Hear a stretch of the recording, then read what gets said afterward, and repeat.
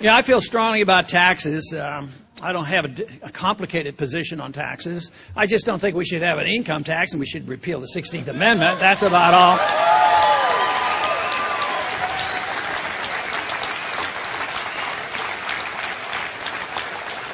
During the campaign, I would get a lot of questions. Their eyes would get big and they said, well, how would you run the government? How would you pay for the government?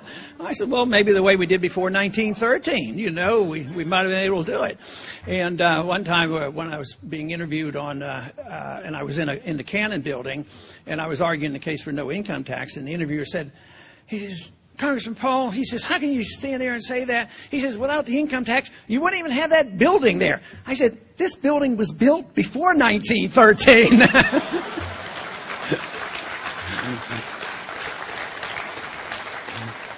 Now, you know, we do talk a lot about taxes. We don't need the income tax. We don't need the inheritance tax. And we don't need a lot of these property local taxes either. We need a lot less taxes. But you know what? Taxes are secondary to the main issue. The main issue is spending, and spending is a reflection of the appetite of the people for government. There's still more of them than us. They want more stuff from government. They want to be taken care of from cradle to grave. They want free education and free medical care. They want to be the policemen of the world. They have no belief that deficits matter. And unfortunately, there were some conservatives that on the supply side group that said that deficits don't matter. We'll just stimulate the economy and pay these bills. Well, you know, if you can stimulate the economy and get more revenue, that is great. But that's only an excuse for cutting spending, not for trying to balance the budget. So we need a different attitude about the role of government. That is the key question.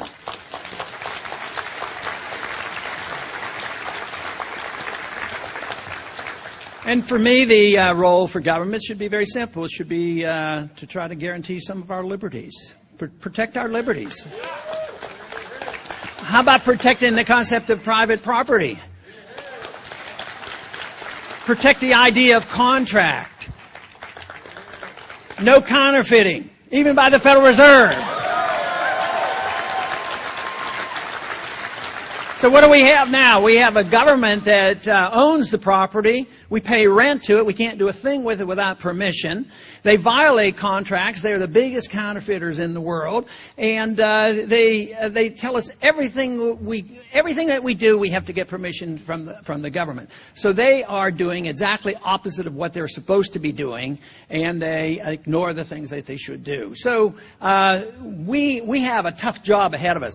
But there's light at the end of the tunnel, but also there might be a downturn before that light appears. And that is our big challenge.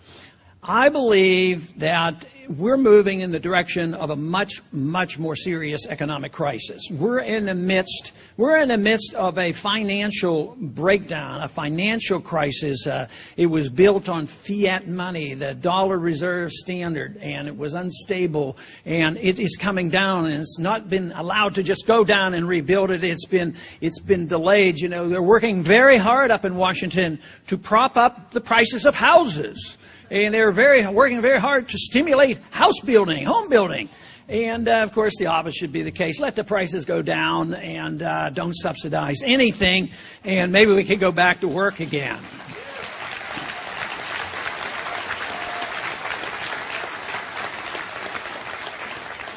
You know, some of these programs are so silly. You take the Cash for Clunkers. Now, that's a real doozy. That reminds me of the program in the 1930s. I've been around a couple of years, but I don't remember the 1930s. I was born in the 1930s. I remember World War II and a few like that. But in the Depression, their theory was most people lived on farms. 80% were outside of the big cities. So a lot of people outside, and they say the farmers are the key to the economy. Their income is down.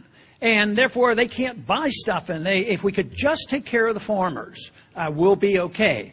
But the prices were dropping. So they said, oh, the way to help the farmers, push the prices up. So what they did was they said, all right, the prices are low because there's too much stuff. Even though the people were starving. People are starving. And there's famine moving in on the land. And we're having all these problems. So they say to the farmer, you have to plow your crops under. And then the prices are going to go up. It was insanity. So this is what we do, like with the Cash for Clunker program. You take a perfectly good car and tell them they have to junk it, which means that the poor person who might have bought a perfectly good car should, it won't be available to them. And then when you make them sell one car and buy another, when they sell American cars and junk those and buy foreign cars, and that's supposed to simulate the auto industry here. So we do have a long way to go. We're in the midst of this crisis, but it's going to move along because every single thing that we do in Washington today in trying to correct this problem is it costs money. And there is no money. They can't squeeze any more tax money out of us. They're going to try, but it's not there. The deficits have exploded. They're over $1 trillion. Who knows? They could be $2 trillion this year. Nobody knows until the end of the year. Can you imagine living in a time when a deficit, national debt increase, could be over $1 trillion, and yet it still really hasn't hit us yet.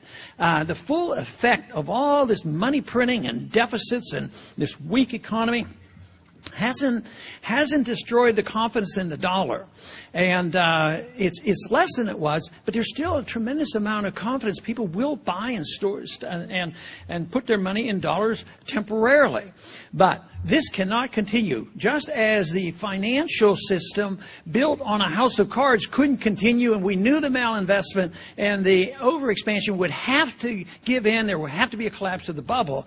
Just the same way with the monetary system. You cannot continue this and think the dollar is going to maintain value. It's losing value much faster than they will admit to, because private sources tell us that, the CPI by private sources actually did dip pretty low and got as low as 2%, but it's back up to about 5 or 6% again. And yet even that is not an accurate measurement of the dollar, because if you're measuring the cost of government and the cost of medical care and cost of education and cost of medication and repair bills, and you're on a restricted income, you might have an inflation rate of 10, 12%. So, and this will accelerate. This is going to go much higher.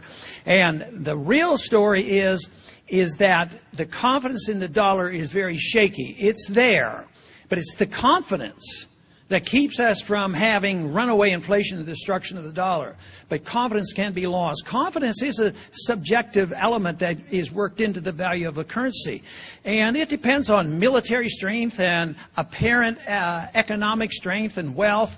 But we're poorer. Our jobs are overseas. We don't have the industry we used to have.